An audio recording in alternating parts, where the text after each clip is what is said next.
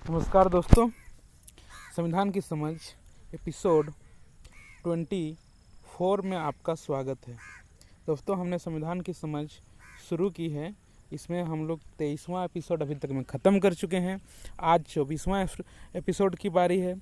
और दोस्तों, हमने फंडामेंटल राइट्स धीरे धीरे संविधान के एक एक परत दर परत खोलते हुए हम लोग ठीक संविधान के मूल पार्ट यानी मौलिक अधिकारों का पार्ट जो आर्टिकल 12 से लेकर 35 तक है उसमें प्रवेश कर चुके हैं। और मैं आपको हर बार याद दिलाने के लिए ये चार्ट जरूर दिखाता हूँ। इसमें जो 6 मौलिक अधिकार हैं, right to equality, right to freedom, right against exploitation, right to freedom of religion, cultural and educational right and constitutional remedies, संवैधानिक उपचारों का अधिकार। इसमें से राइट टू इक्वलिटी में हम लोग अभी हैं, जो इसको आर्टिकल 14 हम कर चुके हैं। कानून के समझ समानता और कानून का समान संरक्षण। आर्टिकल 15 सामाजिक समानता हमने कल ही की है। आज बारी है आर्टिकल 16 की। आर्टिकल 16 बोले तो अपॉर्चुनिटी यानी इक्वलिटी ऑफ अपॉर्चुनिटी, अवसर की समानता। ये आज हमारा मुख्य मुद्दा है। देखेंगे कैसे ये हमने रिकैप करा दिया है इन प्रीवियस लेक्चर इतना 14। हाँ, और जो हमने थोड़ा सा आपको रिजर्वेशन के बारे में थोड़ा आपको बता दिया था, ये जो लेक्चर था है ना रिजर्वेशन के बारे में, वो हमने थोड़ा आपको बताया था। एक सेकेंड। हाँ, तो ये राइट टू इक्वलिटी हमने रिजर्वेशन के बारे में आपको थोड़ा बता दिया था। हमने बोला था कि आरक्षण की बात को, यदि हम आरक्षण के मुद्दा को छेड़ते हैं तो ये लंबा जाएगा, क्योंकि आर्टिकल 16 आरक्षण के ही मुद्दे पर भी आधारित है। इसलिए उधर आगे तो जाएंगे ही ना। वी मूव टू आर्टिकल 16, लेकिन उससे पहले हम लोग आज आर्टिकल 16 कर लेते हैं। तो ये फंडामेंटल राइट्स 12 से 35। Article 16 equality of opportunity in matters of public employment, यानी अवसर की समानता। कहाँ पर? नियुक्तियों में अवसर की समानता। तो आर्टिकल 16 जो पहला खंड है उसमें क्या लिखी हुई है? The equality of opportunity for all citizen, ध्यान दीजिए, पर्सन नहीं, सिटीजन यानी नागरिक, in matters of public employment और appointment to any office under the state, यानी राज्य के अंतर्गत कोई भी नियुक्तियों के लिए अवसर की समानता होगी। सभी को समान अवसर दिया जाएगा, किसी के साथ भेदभाव नहीं किया जाएगा। किन आधार पर भेदभाव नहीं किया जाएगा? ये बात आर्टिकल 16(2) में लिखी हुई है। मैंने आपको आर्टिकल 15 पढ़ाते टाइम ये बताया था कि जाति, धर्म, लिंग, जन्मस्थान और मूल वंश यानी रेस और लिंग के आधार पर, यानी 5 खंड, उसमें 5 आधार थे, उसके आधार पर किसी के साथ, किसी नागरिक के साथ भेदभाव नहीं किया जाएगा, ये मैंने बताया था। लेकिन अभी जो आर्टिकल 16 है नौकरियों में आरक्षण के लिए, देखिए यहाँ भी ओनली रिलीजन यानी धर्म, रेस, तो आप रेस समझते ही, मूल वंश, कास्ट जाति, सेक्स, लिंग, डिसेंट। ये देखिए अगला बात यहाँ आ जाता है डिसेंट को बोलते हैं उद्भव स्थान, यानी जो डिसेंट आपका, जैसे कोई नागरिक, कोई व्यक्ति, मनुष्य यदि मान लें उसको कि वो बंदरों से विकसित होकर आया है, तो यदि उसका शकल सूरत कुछ अलग दिखता हो, कोई एथनिक कल्चर की दिखती हो, तब भी उसको मतलब वैसे नहीं, उसके आधार पर भेदभाव नहीं किया जाएगा। तो ये डिसेंट, मैं उसको हिंदी वर्ड उसका नहीं पा रहा हूँ, लेकिन आप डिसेंट समझ लीजिए। फिर प्लेस ऑफ बर्थ यानी जन्मस्थान और रेसिडेंस के आधार पर, स्थानीयता के आधार पर भेदभाव नहीं किया जा सकता है। Any of them be ineligible, no citizen, कोई भी व्यक्ति, religion, race, caste, sex, descent, place of birth, residence, ये 7 आधारों पर, अब यहाँ 7 बात है, 7 आधारों पर भेदभाव नहीं किया जाएगा। लेकिन आर्टिकल 16(3) में क्या है इसका अपवाद? देखिए, सन ऑफ सॉयल, कई राज्यों में, जैसे झारखंड जैसे राज्य में या छत्तीसगढ़ जैसे राज्य में, वहाँ की स्थानीयता दिया जाता है, स्थानीयों को वहाँ की नौकरी में बहाल किया जाता है। उसका क्या आधार हो सकता है? उसको कहाँ से मिला अधिकार? तो ये जानने के लिए हम ये जानते हैं, वहाँ तो अपॉर्चुनिटी का भेदभाव होता है इन राज्यों में। क्यों होता है? Parliament can make a law, sorry यहाँ स्पेलिंग गलत लिखा गया, LAW law, parliament can make a law and will give a power to state for son of soil, यानी जो पार्लियामेंट है वो कानून बनाकर किसी राज्य को यह शक्ति दे सकती है कि वो वहाँ की स्थानीयता के आधार पर भेदभाव, सकारात्मक भेदभाव किया जा सकता है। क्योंकि ये माना जाता है कि जिस जिस भूमि पर जो रहता है या जो जन्म लिया है उसका अधिकार वहाँ पहले होना चाहिए। इन आधारों पर हम लोग ये भेदभाव करते हैं। लेकिन ये बात ध्यान रखने की है कि लेजिस्लेटिव असेंबली है जो नो राइट्स फॉर दिस, यानी जो राज्य का विधानसभा है उसके पास ये अधिकार नहीं है कि वो अपने राज्य के लिए अलग से व्यवस्था यहाँ कर दे। इस आधार पर आर्टिकल 63 के आधार पर पार्लियामेंट ही बनाएगी कानून। तो ये मोटा मोटी बात था, आप समझ गए होंगे। Article 16(4) nothing in this article shall prevent the state from making any provision for the reservation of appointment और post of favour any backward class of citizen. यानी इसके यहाँ पर आरक्षण की बात की गई है। 16(4) में जो पिछड़े वर्ग हैं उनके लिए आरक्षण की व्यवस्था की गई है। पिछड़े वर्ग के साथ साथ एसटी या एससी या फिर ओबीसी का आरक्षण आर्टिकल 16(4) के आधार पर दिया जाता है। तो हम लोग 15(4) पे क्या था कि इन लोग को भेदभाव नहीं किया जाएगा, इस आधार पर दिए थे ना। तो अब यहाँ आपको एसटी एससी ओबीसी को नौकरियों में यानी नियुक्तियों में भेदभाव पिछड़े क्लासों को अलग से प्रोविज़न किया जाएगा, जो पार्लियामेंट के द्वारा बनाया जाएगा कानून, और बनता भी है, उनको आरक्षण दिया जाएगा। लेकिन इसके साथ साथ एक कंडीशन है कि जिसको आरक्षण दे रहे हैं आप, उसको ये 3 बात साबित करनी होगी। क्या 3 बात साबित करनी होगी? पहला, हर कास्ट इज फ्रॉम बैकवर्ड, वो पिछड़े वर्ग में आता है, ये प्रूफ करना होगा। हम लोग सर्टिफिकेट भी बनाते ही हैं। उसके बाद not adequately represent in the service, और ये भी शो करना होगा कि जो उसका रिप्रेजेंटेशन जो है वो सरकारी जिस विभाग में जाना चाह रहा है उसमें नहीं है, ये शो करना होगा। और तीसरा कंडीशन क्या था? He is socially and educationally backward, वो शैक्षणिक और सामाजिक रूप से पिछड़ा है।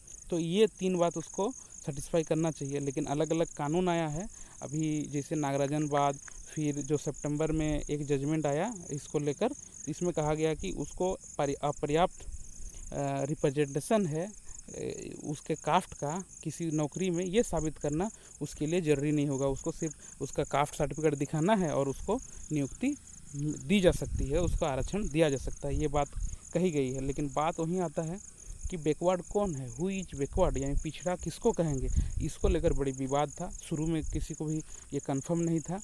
लेकिन आर्टिकल 340 में ये बात ज़रूर लिखी गई है कि प्रेसिडेंट जब राष्ट्रपति होगा देश का, वो विल फॉर्म एक कमीशन बना सकता है। और इसी के आधार पर हम लोग ओबीसी आयोग भी बना है पिछड़ा वर्ग को।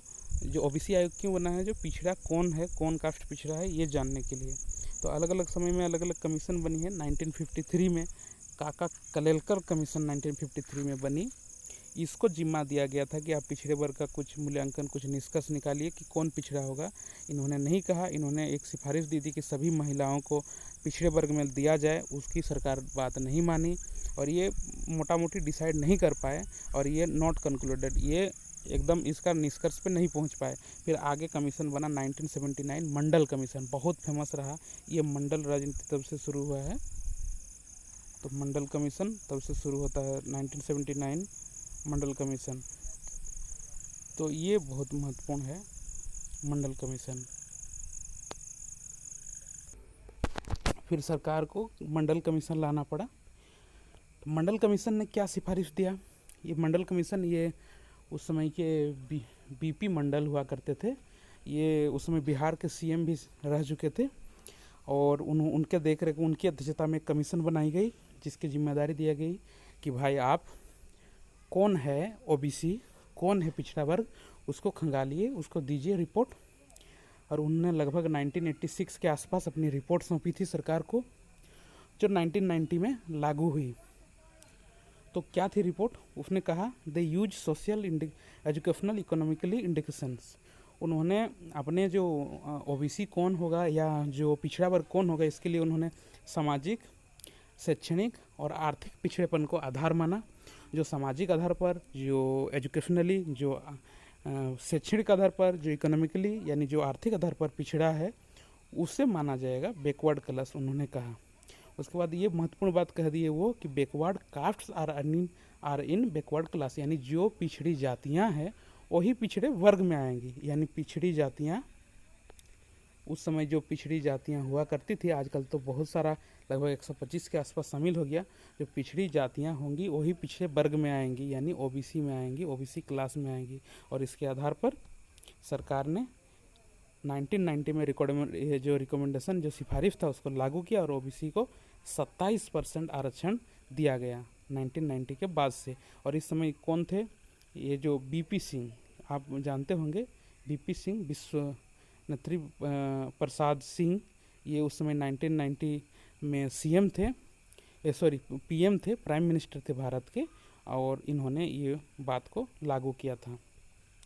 फिर क्या हुआ 1991 में, मैंने थोड़ा राजनीति को भी यहाँ आपको बता दे रहा हूँ कि कौन सी घटनाएं उस समय हो रही थी, क्योंकि बिना राजनीति के, विदाउट पॉलिटिक्स बोलते हैं ना, विदाउट पॉलिटिक्स आपको कॉन्स्टिट्यूशन एक हिस्ट्री जैसा लगेगा, और मैं इसको हिस्ट्री नहीं बनाना चाहता हूँ। तो आप जानिए 1991 में क्या हुआ। उसमें नरसिंह राव सरकार में आए, प्रधानमंत्री में आए नरसिम्हा राव। उन्होंने 10% आरक्षण देने का प्रयास किया, जो अपर कास्ट हैं उनको आर्थिक आधार पर आरक्षण देने का प्रयास किया था उस टाइम में। जो 1992 में उन्होंने बोला कि उन्होंने ओबीसी को कुछ दे दिया, अब ओबीसी वाले तो खुश हो गए, जो पिछड़ी जातियाँ थी खुश हो गई, अब जो है अपर कास्ट वाले नाराज़ हो गए। ऐसे सोचे कि भाई कहीं अपर कास्ट वाला का वोट बैंक कहीं खिसक ना जाए, इसलिए नरसिम्हा राव ने ये ट्राई किया पास कराने का, 10% आरक्षण दिलाने का। लेकिन वो सुप्रीम कोर्ट गया केस, और ये बहुत ही मंडलवाद नाम से फेमस हुआ वो केस। इसको इंदिरा साहनी केस भी बोलते हैं, इंदिरा साहनी वाद 1992। इसमें सुप्रीम कोर्ट ने इस जो 10% आरक्षण था अपर कास्ट के लिए, उच्च जातियों के लिए, और इकोनॉमिकली आधार पर, यानी आर्थिक पिछड़ेपन के आधार पर उन्हें रिफ्यूज करते हुए सुप्रीम कोर्ट ने कहा कि आरक्षण का सीमा सिर्फ 50% होना चाहिए, और 50% से ज़्यादा यदि आरक्षण दिया जाएगा तो उसे रिफ्यूज कर दिया जाएगा।